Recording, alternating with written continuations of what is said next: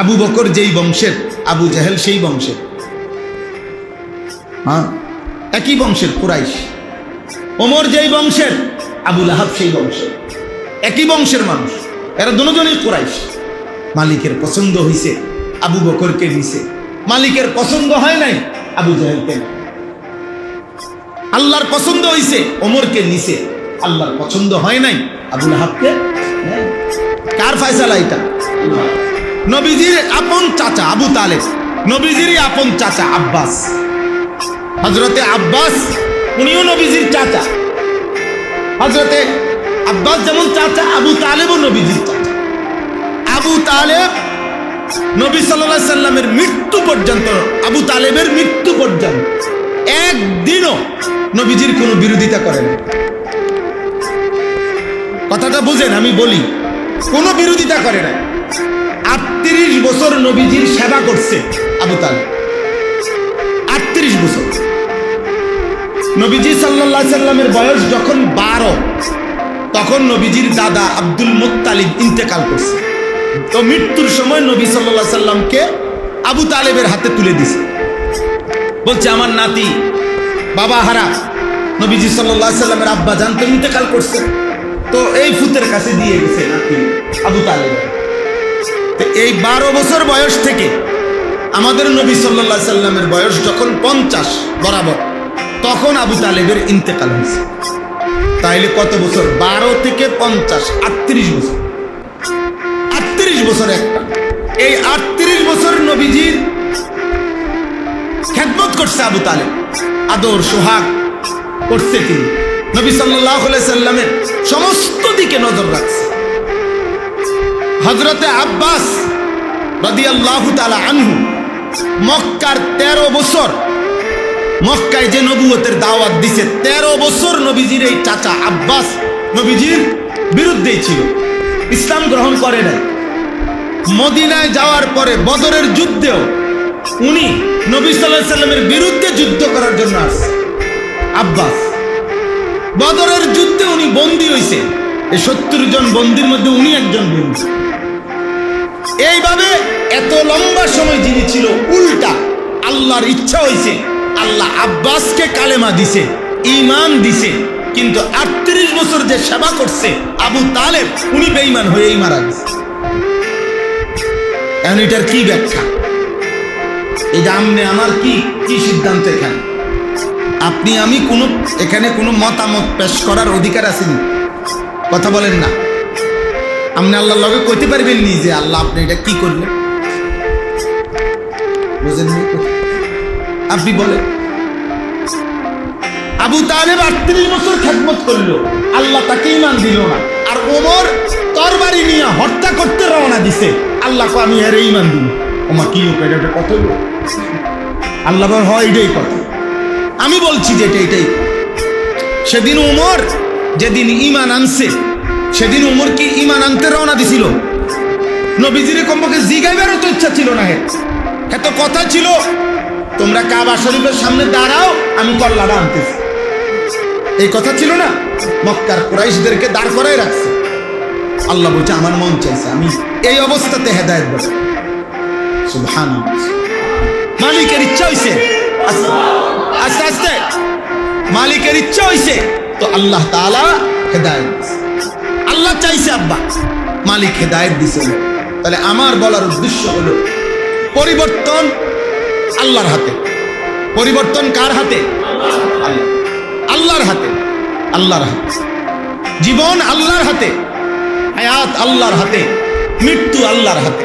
আমাদের হাসি আল্লাহর হাতে, আমাদের কান্না আল্লাহর হাতে, আমাদের 24 ঘন্টার জিন্দেগি আল্লাহর হাতে। তিনিই ফয়সালা। আল্লাহ যাকে যখন ইচ্ছে করে তো তিনিই ফয়সালা দেয়। হেদায়েত আল্লাহই দেয়, হেদায়েত আল্লাহই দেয়, আল্লাহই দেয়। ইব্রাহিম আলাইহিস সালাম উনি বলছেন, ওনার আব্বা আজর মৃত্যু পর্যন্ত ওনারে বুঝাইছে, উনি ঈমান আনে না, ইব্রাহিমের দাওয়াত।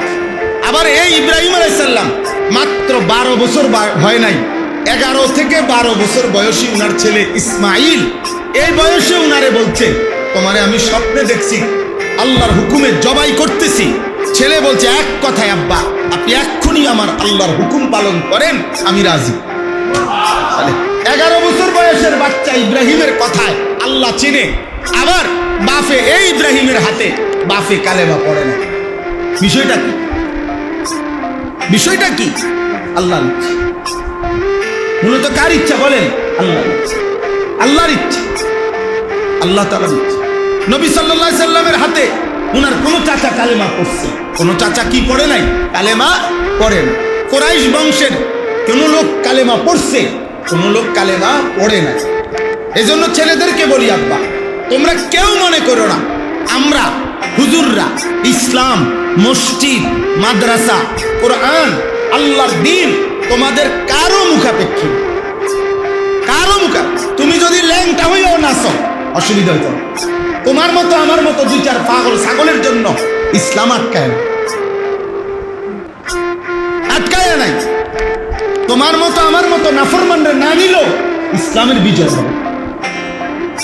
নবীর কথা সত্য হবেই হবে, হবেই হবে। কিন্তু আমারে নিলে আমার লাভ, আপনারে নিলে আপনার লাভ।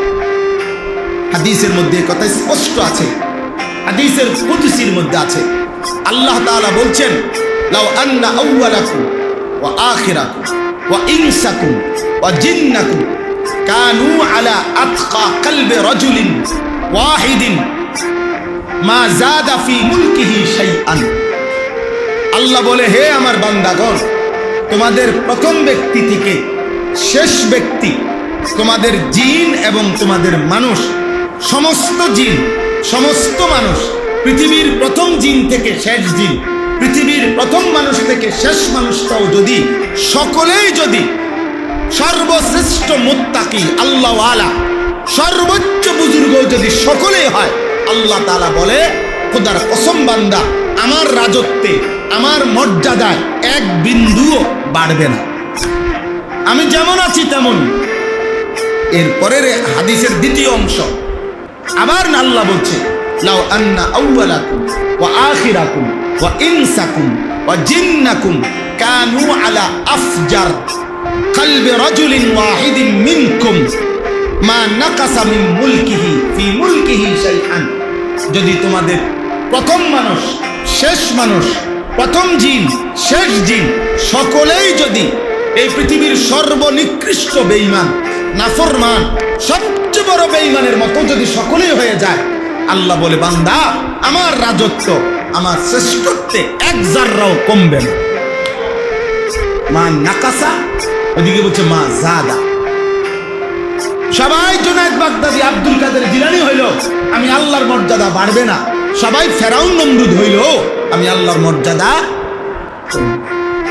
আমি আছি, আমি আমার কোরআন কোরআনই থাকবে, আমার দিন দিনই থাকবে, আমার ইসলাম ইসলামই থাকবে, আমার নবী নবীই থাকবে, আমি থাকবো। তুমি হাওয়া দিলে নবীর মর্যাদা বাড়বে, তুমি কমাই দিলে নবীর মর্যাদা কমে যাবে। না না, মোহাম্মদ হামিদে হামদে খুদা বাস, খুদা মদহে আফরি মুস্তাফা বাস। আল্লামা ইকবাল বলছে, আল্লাহর প্রশংসায় নবী যত কথা বলছেন, আল্লাহর প্রশংসার জন্য তাই যথেষ্ট। নবীর প্রশংসায় আল্লাহ যা বলছে তাই যথেষ্ট। মোহাম্মদ হামিদে হামদে খুদা বাস, বাস মানে যথেষ্ট। মোহাম্মদ হামিদে হামদে খুদা বাস, খুদা মদহে আফরি মুস্তাফা বাস। আল্লাহর নবীর প্রশংসায়, আল্লাহর জন্য আল্লাহ যা বলছে, কোরআনে নবীর মর্যাদা তাই যথেষ্ট, তাই যথেষ্ট। অতএব ইসলাম ছোট হয় না। ইসলাম কি হয় না? কোরআন ছোট হয় না, আল্লাহর দ্বীন ছোট হয় না, নবী মুহাম্মদ সাল্লাল্লাহু আলাইহি সাল্লাম ছোট হয় না। আব্বা আল্লাহ, কোরআন, আল্লাহ পাক ছোট হয় না। আমি ছোট হই, গুনাহ করলে আমি ছোট হই, নাফরমানি করলে আমি ছোট হই, আমি ক্ষতিগ্রস্ত হই। এই মিথ্যা, চুরি, জিনা, ব্যভিচার, মদ, জুয়া, সুদ, ঘুষ, নারী, ছবি, গান, বাদ্য, খেলাধুলা, তামাশা, মোবাইলের এই অস্থিরতা, চুল চেহারায় এই বেঈমান মুশরিকের অনুসরণ, 24 ঘন্টা আল্লাহর অবাধ্য জীবন, আব্বা এ তোমাকে ক্ষতি করে না। আসমানের ক্ষতি হয় না, জমিনের ক্ষতি হয়। এতে সূর্যেরও ক্ষতি হয় না, চাঁদেরও ক্ষতি হয় না। সূর্য ডুবতেও দেরি হয় না, চাঁদ উঠতেও দেরি হয় না, রাত শেষ হইতেও দেরি হয় না, দিন আসতেও দেরি হয় না, কোনো অসুবিধা হয় না। কায়নাত তার নিজ গতিতে চলে, শুধু আমি আর তুমি জাহান্নামের দিকে যাই। আমাদের বরবাদি, আমাদের একটা ছেলে বুঝো, একটা ছেলে বুঝো, একজনই বুঝো। অনেক চালাক মনে করো তোমরা, অনেক ছেলে অসভ্যতাকে চালাকি মনে করে। না আব্বা, অসভ্যতা তো চালাকি না, অসভ্যতা। নোংরামিকে চালাকি মনে করে। না রে বাবা, নোংরামি তো চালাকি না, নোংরামি তো নোংরামি, নোংরামি তো নোংরামি। গুন্ডামি তো চালাকি না, গুন্ডামি তো গুন্ডামি। সন্ত্রাসী তো চালাকি না, সন্ত্রাসী। সাদাবাজ তো চালাক না, সাদাবাজ। সুর তো চালাক না, সুর। ডাকাত তো চালাক না, ডাকাত। লুচ্চা তো চালাক না, লুচ্চা। বেশ্যা তো চালাক না, বেশ্যা। পতিতা তো চালাক না, পতিতা। সুদখোর তো চালাক না, সে সুদখোর। ঘুষখোর তো চালাক না, সে ঘুষখোর। বেহায়া নর্তকী তো চালাক না, সে নর্তকী। বুঝো নাই সিহাব যে এটা তো শব্দ কি আছে, নির্ধারিত আছে। তুমি চালাক তো কিত্তা। প্রত্যেক পাখির জন্য পৃথক পৃথক শব্দ আছে না, তো চালাক হবে কেন? ও চালাক হবে কেমন? অনেক ছেলে আছে দেখবি মনে করে আমি যে বাটফারি করি আমি চালাক। হ্যাঁ, তুমি বাটফারে না। আমি যে মাকে ফাঁকি দেই আমি চালাক না, না তুমি ফাঁকিবাজ। আমি যে নামাজকে ফাঁকি দেই তুমি চালাক না, না তুমি ফাঁকিবাজ। আবু জাহেল নামাজ ফাঁকি দিয়ে কি লাভ হয়েছে? আবুল আহাব আল্লাহকে ফাঁকি দিয়ে কি মর্যাদা পাইছে? ফেরাউন নমরুদ আল্লাহকে ফাঁকি দিয়ে কি মর্যাদা পাইছে? এই পৃথিবীর কোন নিকৃষ্ট পাপী বাবা বলেন নাফরমানি করে কে কোথায় গেছে? একটা বেঈমান এই পৃথিবীতে যে ভুলে, উনি মূলত বেঈমান, কিন্তু ভুলে মানুষ ওনারা চিনতেছে না, টের করতেছে না, শেষ পর্যন্ত ধরা খাইছে না। এখনো তিনি জুনায়েদ বাগদাদির মতো মর্যাদাবান। এমন বেঈমান কে? কথা বলে না। এমন নাফরমান কে যে না মানুষের টের করতেছে না? এজন্য একটা কথা আছে প্রসিদ্ধ, ইতিহাস কখনো ভুল কালিতে লেখা হয় না। ইতিহাস কখনো কি হয় না? ভুল কালি। ক্ষমতার জোর, প্রভাব, শরীরের শক্তি, টাকার সামর্থ্য কোনো কিছু দিয়ে সাময়িক দমিয়ে রাখা যায়, কিন্তু মাটির নিচে বসেও কেউ সত্য ইতিহাস হয়তো সাতবক জমিনের নিচে লিখে রাখে। দিন মুখোশ খুলে যায়, আমারও তোমারও মুখোশ কি হয়ে যায়? আল্লাহ নবী সাল্লাল্লাহু আলাইহি সাল্লাম বলছেন, হে আল্লাহর বান্দা, রাতের অন্ধকারের একাকিত্বের গুনাহ তোমার। নবীজি বলছে, কসম উম্মত, দিনের আলোতে আল্লাহ তাআলা চেহারায় ভাসিয়ে দেয়। এই জন্য মানুষ দেখে নাই তুমি মদ খাইছো, মানুষ দেখে নাই তুমি জুয়া খেলছো, কিন্তু তোমার গুনার চিহ্ন চেহারা দেখেই মানুষ মন্তব্য করে, দেখলেই মনে হয় ফুটটা গো। এটা কেমন করলো না তো? বুঝেন নাই কথাটা? আরে তারে দেখতে মনে হয় গাঁজা ঘর। হ্যাঁ, চেহারা দেখলে তো মনে হয় সুর। কিন্তু তুই সুরের মতো এরম করস কা? মানুষ কয় না? কি বুঝা গেল? অথচ সে যখন গুনাহ করছে তখন কিন্তু এই লোক সাথে ছিল না, ছিল এই লোক, কিন্তু না, মানুষ চিনতে ভুল করে না। অফিকা উয়ুবুন ওয়ালিন্নাসি আ'য়ুনুন, আরবি প্রবাদ এটা। অফিকা উয়ুবুন ওয়ালিন্নাসি আ'য়ুনুন, তোমারও দোষ আছে, মানুষেরও চোখ আছে। তোমারও দোষ আছে, মানুষেরও চোখ আছে। তোমরা যারা আব্বা মুশরিকের মতো চুল, মানুষ তোমাদেরকে ইমানদার ভাবে না। তোমরা যারা বেনামাজি, মানুষ তোমাদেরকে ভদ্র ভাবে না রে আব্বা। তোমরা যারা মোবাইলে উলঙ্গ ছবি দেখো, নর্তকী দেখো, মানুষ তোমাদেরকে চরিত্রবান ভাবে না, অসতী ভাবে। হয়তো বলে, নয়তো বলে না, সেটা ভিন্ন বিষয়। বলে কেউ, কেউ বলে না। না বলা মানে তো বাচ্চা গেল না। যাদের কপালে নামাজ নাই, সেজদা নাই আব্বা, এটা মানুষ বুঝতে ভুল করে না, চিনতে ভুল করে না, ভুল করে না। এই জন্য কোনো একজন ছেলে, কোনো একজন, তোমরা আমাদের পরিচিত ছেলে, আমি এই এলাকার মানুষই বলা যায়। ওই যে মৌলানা শিহাব আমাদের ছাত্র, ও আমার বলতেছে হুজুর ঘোষণা দিয়ে দিতে হবে। আমি বললাম সাইফারাও যদি আমার নাম কইয়া দেওয়ান লাগে আমি কি, তো আমি আজ এত ঘোষণা স্টাডি করি। এই গ্রাম তো আমি একবার দুইবার না, বারবারই আসছি। কবির ভাই বলতেছেন মসজিদের শুরুতেই আমরা আসছিলাম, আমার হয়তো মনে নাই, কিন্তু কত আসছি আপনাদের গলিতে গলিতে আসছি, গ্রামে গ্রামে গেছি, গ্রামে। আলহামদুলিল্লাহ। সোনাকান্দা মাদ্রাসায় যখন চাকরি করতাম কত পায়ে হাইটা এই গ্রামগুলোতে আমরা মাহফিলে গেছি, ক্ষেতের লাগি দিয়ে গেছি, ফইরা পাঞ্জাবি টুঞ্জাবি ফেঁকে কাদা বিদ্যাসের এইগুলো নিয়ে ওয়াজ করছি। এখান থেকে সোনাকান্দা মাদ্রাসা থেকে হাঁটতে হাঁটতে কোনা দিয়া জগন্নাথপুর, শেষরা, কিতা সুমুরিয়া, আরো আছে, আরো একটা দূর আছে একটা গ্রাম, নদীর পাড় দিয়ে গেছি, নাল্লা না কি জানি এই জাতীয়, মোল্লা নাল্লা এই জাতীয় হাইটা গেছি। হাইটা 2 ঘন্টা 3 ঘন্টা পায়। হাটখোলা বাজার আমার প্রথম মাহফিল বয়ান করছি, ও ঈশাননগর, আরো কি নাম নিয়ে গেছি, আমাদের বাউসাইদের স্যারের বাড়ি। আল্লাহ সবাই ভালো রাখেন। তো যাই হোক আব্বা, আমরা বলতে চাই এই কথাটা যে আমাদের জিন্দেগির এটা বোঝা উচিত। আমি যে আয়াতগুলো করছি এখন আমি সেগুলো তর্জমা বলি, কিন্তু শুরুতে সবাইরে বলে দিলাম, ছেলেরা তোমাদেরকে বলি, প্রিয় ভাই আমার, বেঈমান দুশ্মন তোমাদের ধোঁকা দিছে। দুশ্মন তোমাদেরকে বলছে জীবন মানে খেলাধুলা, জীবন মানে বিশ্বকাপ, জীবন মানে ফুটবল। কিন্তু বেঈমানের কাছেও আজ পর্যন্ত কোনো উত্তর নাই যে এর দ্বারা আখিরাত বাদ দিলাম, ওরা যেহেতু কাফের, কিন্তু ওদের কারো কাছে দুনিয়াবি কোনো যুক্তিও নাই। আমি তো পরিষ্কার বলছি যে ফিফা যারা এই ফুটবল বিশ্বকাপের আয়োজন করেছে তারা বলুক আখিরাত বাদ দেন, ওরা কাফের, ওরা আখিরাতের কথা বলবে কোত্থেকে? কিন্তু দুনিয়াবি পৃথিবীর, এই বর্তমান পৃথিবীর কি উপকারিতাকে সামনে রেখে খেলার আয়োজন, এটা তারা বলুক। তোমাদের কারো জানা থাকলে তোমরা করো। এই পৃথিবীর কি উপকার এর দ্বারা?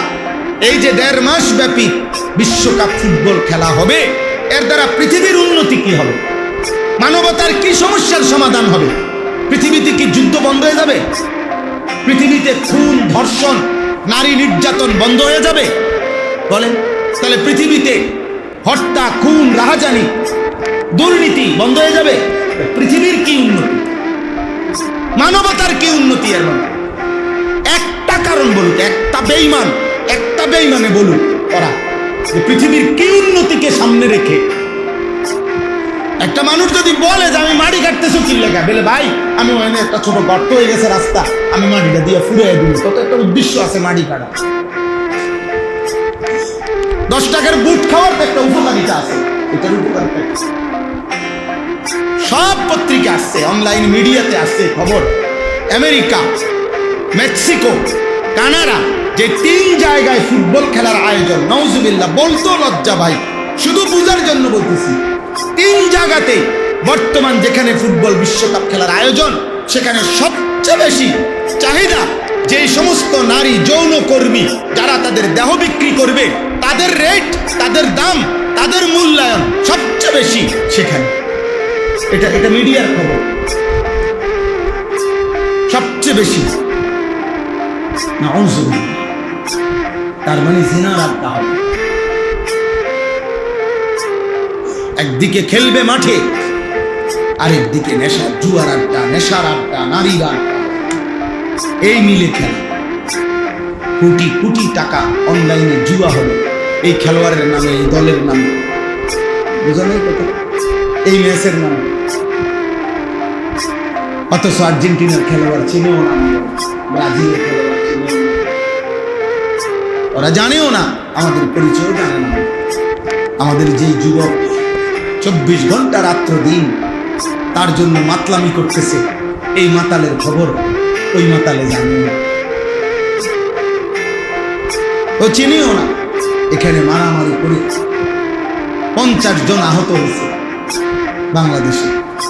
কিছুদিন আগে, 3-4 দিন আগে ব্রাজিল আর্জেন্টিনার সমর্থকদের মারামারি 50 জন আহত। হ্যাঁ হ্যাঁ, ফ্রি চিকিৎসা দিবে কেউ, কেউ আপনার ফ্রি দাঁতের চিকিৎসা দিবে, কেউ যাই হোক, আল্লাহ সবাইকে বুঝ দান, আল্লাহ সবাইকে কল্যাণ দান। প্রিয় ভাই, আল্লাহকে ভুলে গেলে, আখিরাতকে ভুলে গেলে, হালাল হারাম ভুলে গেলে, পাক নাফাক ভুলে গেলে, জায়েজ না জায়েজ ভুলে গেলে, এটাই কথা কোরআনে। আল্লাহ বলছে আমি আল্লাহ থেকে যে ছুটে যায়, খোদার কসম আল্লাহ বলছে সে যে কোথায় হারিয়ে যায় আর কেউ জানে। আল্লাহ তাআলা কোরআনে তাকে ঝড়ো বাতাস, আমি অনেক সময় এটা দেখছি, দেখবেন পলিথিন, ওর খোলা পলিথিন, বাতাস খুব জোরে, পলিথিন দেখবেন অনেক সময় মনে হয় যে এটা এরম উড়ে, পলিথিনটা বাতাসে, একবার বাতাসে এদিকে যায়, আবার এইটার এই বাতাস বাইরেইয়া এদিকে নিয়ে আসে। মানে পলিথিনের আর নিজস্ব ক্ষমতা থাকে না যে কোন দিকে যাবে, বাতাস তাকে যখন যেদিকে বাইরা, এদিকে সে কি করে বাইরে খায়। কথা বল, আল্লাহ কোরআনে এটাই বলছে যে বেঈমান আমি আল্লাহ থেকে ছুটে গেল, খোদার কসম আল্লাহ বলে ঝড়ো বাতাস এবার তাকে এদিক থেকে সেদিক, সেদিক থেকে এদিক শুধু ঘুরাবেই। এই নাফরমানার কোথাও স্থির হইতে পারবে না যে তার ঠিকানা কোথায়, গন্তব্য কোথায়, যাবে কোথায়, থামবে কোথায়। আমি তো জানি আমার হালাল স্ত্রী আছে, অতএব আমি থামবো গিয়ে তার কাছে। আমি তো জানি আমার নির্দিষ্ট পরিমাণ টাকা হালাল আছে, আমি থামতে হবে এখানে। কিন্তু বেঈমান থামবে কোথায়? যে ছেলে যুবক উলঙ্গ নারী দেখে, নর্তকীর ছবি দেখে, এই জানোয়ার, এই মানুষরূপী হাইওয়ান কোন নারী দেখা কতক্ষণ দেখে থামবে, এর কোনো নিশ্চয়তা আছে? ও কি জানে? জানে না। চোর থামবে কখন? সুদখোর থামবে কখন? ঘুষখোর থামবে কখন? হারাম নর্তকী থামবে কখন? জানে না। পাপী জানে না। পাপীর কোনো গন্তব্য থাকে না, নাফরমানের কোনো মঞ্জিল থাকে না, পাগলের কোনো ঠিকানা থাকে না, মাতালের কোনো ঠাঁই মিলে না।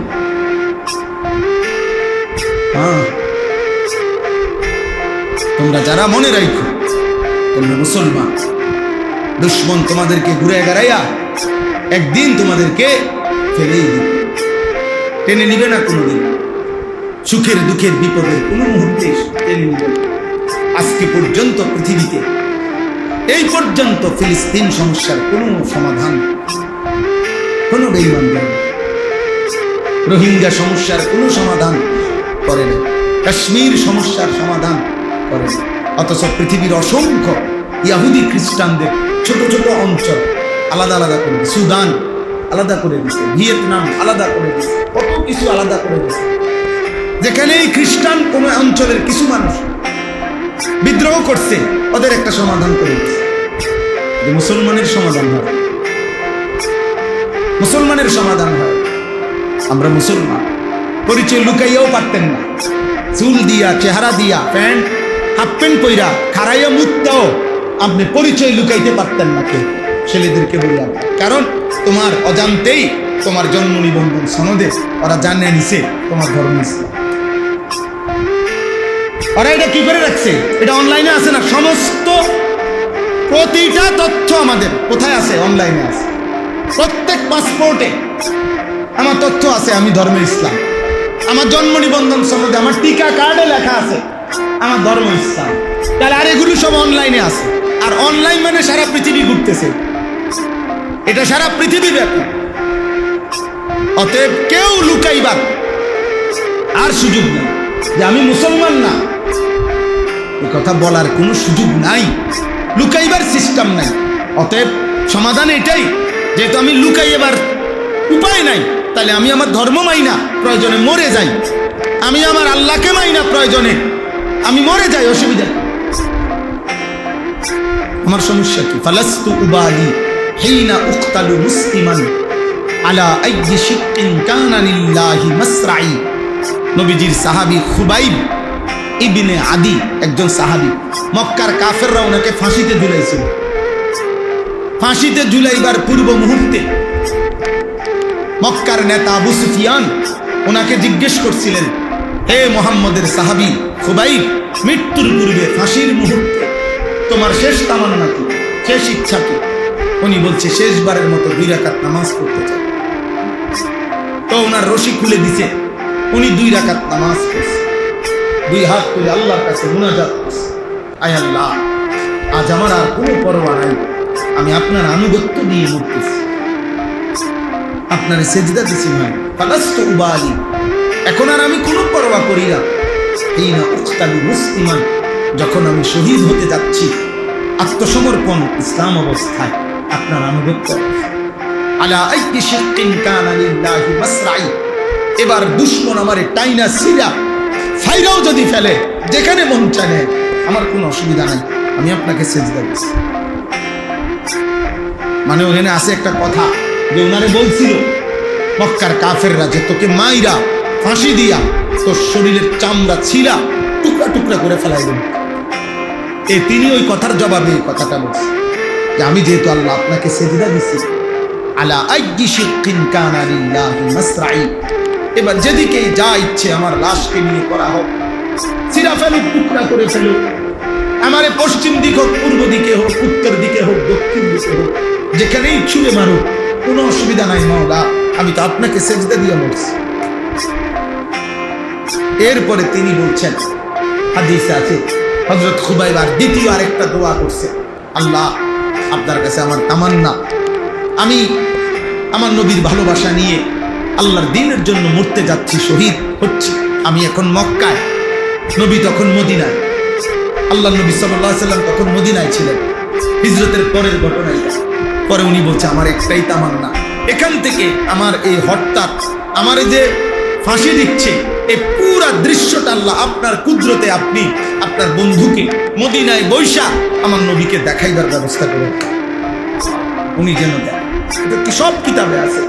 আল্লাহ নবী মদিনায় মসজিদে নববীতে বসে বসে তখন নবী সাল্লাল্লাহু আলাইহি সাল্লামের চোখ মুবারক কাঁদতেছিলেন। সাহাবারা জিজ্ঞেস করছেন, ইয়া রাসূলুল্লাহ আপনি কাঁদতেছেন কেন? আল্লাহ নবী বলেন, সাহাবারা আমার খুবাইবকে ফাঁসি দিচ্ছে, আমার খুবাইবকে ফাঁসি দিচ্ছে। ফাঁসি দেওয়ার পরে মক্কার কাফেররা ওনার লাশ ঝুলাইয়া রাখছে, গাছের মধ্যে টাঙ্গা দিয়ে রাখছে এবং পাহারাদার নিয়োগ দিছে যে কেউ যেন লাশ নামাইতে না পারে, এখানেই পচে পড়ে থাকবে। আল্লাহ নবী তখন মদিনায় চোখের পানি মুছতে মুছতে সাহাবাদেরকে বলছে, সাহাবারা এমন কেউ আছো কিনা হিম্মতওয়ালা, আমার খুবাইবের লাশ নামাইয়া মদিনায় আনবা। আমার খুবাইবের লাশ তো ঝুলাইয়া রাখছে, ওর লাশের তো জানাজা হইতে হবে, দাফন হইতে হবে, তোমরা কেউ হিম্মত করো। একজন সাহাবী হিম্মত করছে, উনি 15 দিন পর্যন্ত গোপনে সফর করতে করতে করতে শেষ রাত্রে, গভীর রাতে, শেষ ফজরের ওয়াক্তের পূর্ব মুহূর্তে ওই লাশের কাছে গিয়া, পাহারাদার যেই দুশমন তখন ঘুমায় রয়েছে, উনি আস্তে এই পবিত্র লাশ নামাইছে। এবং ওই কিতাবে আমরা পড়ছি, ওই সাহাবী বর্ণনা দিছে যে আল্লাহর কসম 15 দিন পরে আমি যখন লাশ নামাইছি, মনে হয়েছে যেন খুবাইবের পবিত্র রক্ত, তাজা খুন এখনো ঝরতেছে, এখনো লাশের রক্ত ঝরছে। তিনি বলেন, আমি ঘোড়ার পিঠে আমার বুকে নিয়ে খুবাইবের লাশ নিয়ে মদিনায় রওনা দিলাম। ফজরের ওয়াক্ত হয়ে গেল, ওই দুশমন ঘুম ভেঙে গেছে আর চিৎকার চেঁচামেচি করে মানুষ ডাইকে ফেলছে, লাশ চুরি হয়ে গেছে। এরপরে সবাই হাঁটা খোঁজা শুরু করছে, তারাও ঘোড়া দিয়া। তো আরবের কুরাইশরা, কাফেরদের একটা বিদ্যা ছিল, মানে তাদের একটা জ্ঞান ছিল, তারা এই পায়ের চিহ্ন দেখা ঘোড়ার মানুষের বুঝতে পারতো কোন দিকে গেছিল। এই নবীজিরও পদচিহ্ন দেখে দেখে আবু বকরের গারে সৌরের কাছে পর্যন্ত তারা গেছিল ওই নবীর হিজরতের সময়। তো এখান দিয়ে বের করে ফেলছে। এরপরে যখন হযরত খুবাইবের লাশ নিয়ে সাহাবী যাচ্ছেন, উনি পিছন দিকে তাকায়া দেখছে কাফেরদেরকে দেখা যায়, ওরা ধরে ফেলবে।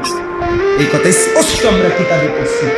এই সাহাবী যখন চূড়ান্ত বুঝছে যে আর উনি এই লাশের হেফাজত করতে পারবে না, কারণ ওরা ধরে ফেলবে আর কিছুক্ষণের মধ্যে, তখন তিনি আবার আল্লাহর কাছে এইবার এই সাহাবী দুই হাত তুলে বলছে, আল্লাহ আপনার বন্ধুর আমানত আমি নিছিলাম, পারলাম না, আমি আপনার কাছে রাখলাম। আপনার দোস্তের আমানত আপনি হেফাজত করেন। এরপরে ওই সাহাবী ঘোড়ার থেকে নেমে এই সাহাবীর পবিত্র লাশ মাটিতে রাখছে। আল্লাহর কুদরতে মাটি দুই ফাঁক হয়ে সাহাবী। এই জন্য এই সাহাবীকে বলা হয় ওয়ালিউল আরদ, যেই সাহাবীকে মাটি নিজে গ্রহণ করে নিছে।